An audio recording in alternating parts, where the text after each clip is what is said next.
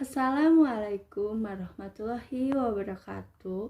Alhamdulillah anak-anakku kelas 9, kita dapat bertemu lagi dalam pembelajaran bahasa Indonesia.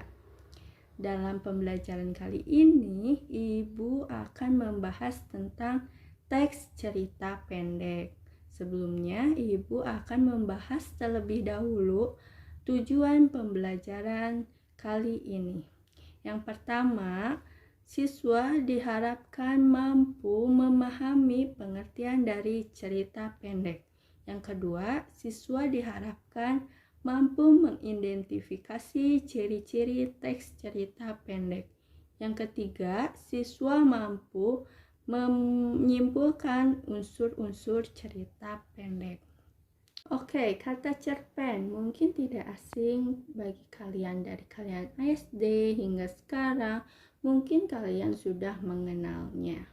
Ayo coba sebutkan apa itu cerpen. Cerpen, Bu, cerita pendek. Iya betul, itu adalah singkatannya. Tetapi pengertiannya bagaimana? Baik, Ibu akan jelaskan pengertian dari cerpen. Cerpen adalah sebuah cerita berbentuk prosa yang ketika dibaca cukup menghabiskan 10 hingga 30 menit, tidak lebih dari 10.000 kata, dan hanya memiliki satu konflik. Lalu ciri-ciri cerpen itu bagaimana? Pertama, panjang karangan maksimal 10 halaman. Yang kedua, ketika dibaca habis dibaca sekali duduk. Tidak kayak novel yang dibaca berhari-hari. Bahkan cerpen ini bisa dibaca ketika kalian di halte, di bus, di perpus misalkan ya. Lalu yang ketiga, memiliki satu alur cerita. Yang keempat, bersifat fiktif. Baik, selanjutnya Ibu akan membahas tentang unsur pembangun cerita pendek. Unsur pembangun ini ada dua. Yang pertama unsur intrinsik dan yang kedua unsur ekstrinsik. Kita pelajari satu-satu dulu ya. Yang pertama ada unsur intrinsik, yakni unsur dari dalam. Yang terdiri dari tema atau gagasan pokok. Kedua ada tokoh atau penokohan, pelaku di dalam cerita.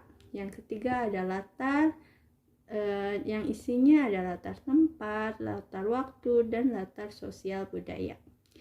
Yang keempat ada sudut pandang. Yang kelima ada alur, dan yang terakhir ada amanat. Nah, selanjutnya unsur ekstrinsik. Unsur ekstrinsik ini yaitu unsur dari luar, terdiri dari bahasa. Bahasa ini misalnya di dalam cerita tersebut ditulis dalam bahasa asing maupun bahasa daerahnya masing-masing. Misalnya bahasa Inggris, bahasa Mandarin, bahasa Sunda, bahkan bahasa daerah setempat yang penulis tulis. Nah, selanjutnya ada latar belakang penulis, dan yang ketiga ada nilai-nilai yang terkandung di dalam cerita tersebut. Nah, nilai-nilai ini ada nilai religius, nilai moral, nilai sosial, nilai budaya, dan nilai agama.